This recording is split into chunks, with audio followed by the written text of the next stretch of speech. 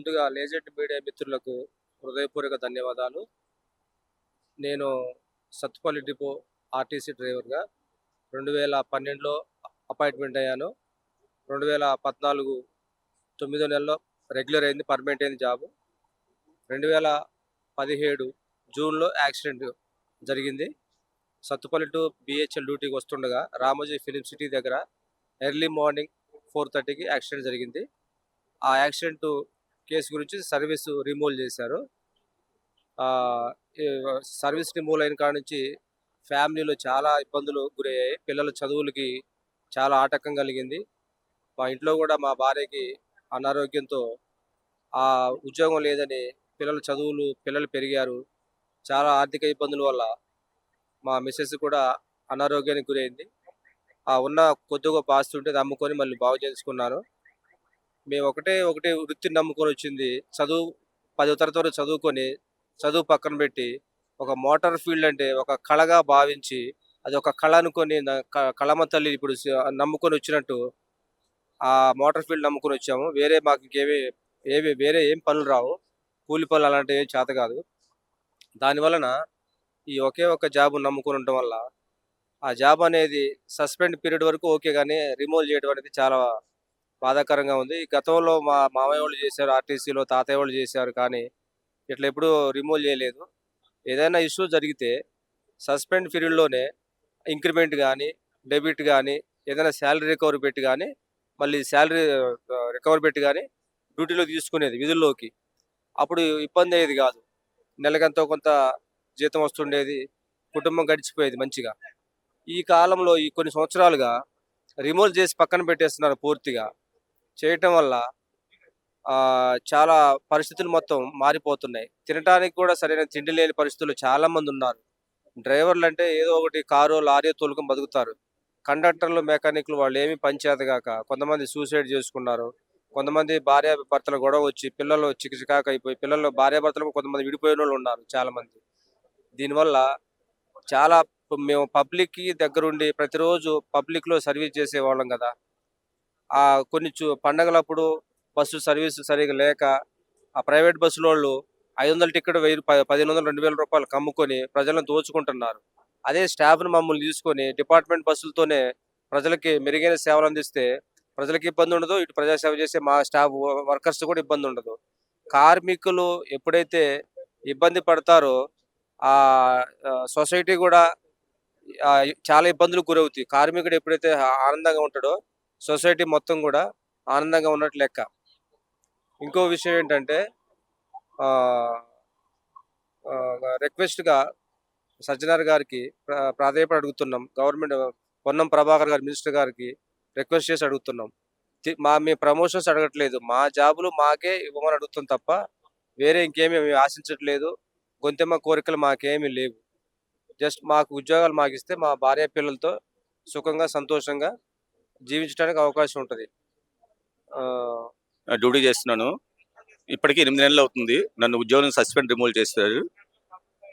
అయితే తోటి కండక్టరు ఆర్థికపరమైన విషయంలో పోలీస్ స్టేషన్ పోయే క్రమంలో కొంచెం బస్ స్టాండ్ ఆవరణలో ఘర్షణ పడినందువల్ల ఇది కొట్లాడుకున్నట్లు చిత్రీకరించి మమ్మల్ని డిపో నుంచి సస్పెండ్ రిమూవ్ చేసి ఉన్నారు. ఇది బస్ భవన్ కూడా పోయినా సజ్జనార్ సార్కి చెప్దామని. సజ్జనార్ సార్ గారు చాలా మంచి, ఎండీ గారు చాలా మంచి వాళ్ళు, అనేకమైన కార్యక్రమాలు చేసి ఆర్టీసీని మంచిగా చూస్తున్నారు. కానీ అడిగేవాళ్ళు లేరని చెప్పి డిపోలో ఉన్న అధికారులు, మా డిఎం గారు నన్ను సస్పెండ్ రిమూవ్ చేశారు. చిన్న విషయమే ఇది. ₹1 కూడా కలెక్టెడ్ కాదు ఇది.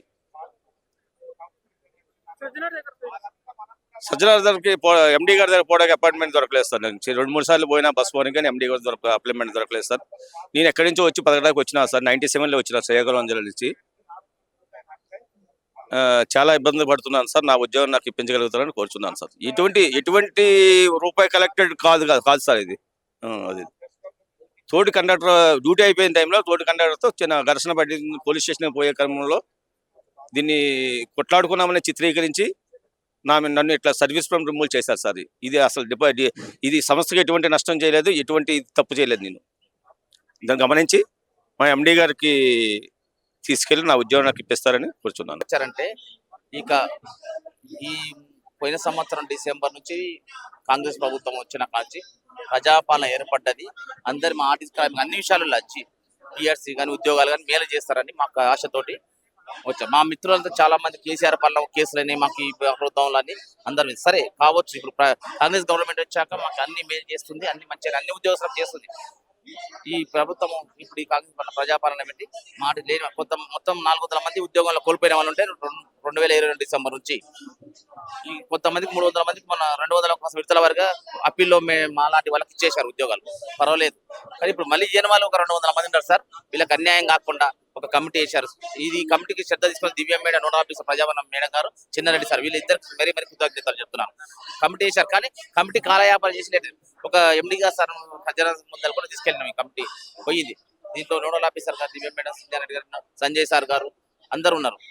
సంతోషం. దీంట్లో వేరే అపోహలు మా దాంట్లోనే మాకు యూనిటీగా లేక అపోహలు సార్ గారు కోపం ఎండి గారు కొంచెం విభేదంగా పెట్టారు. సార్ అలా ఎండి గారు మీరు ఇలాంటి ఏమి అందరు నీ పిల్లలు అనుకోని తప్పును క్షమించి వాళ్ళని మేము కూడా కొంతమందిని తప్పుగా మాట్లాడడం దూషిత తిట్టాము.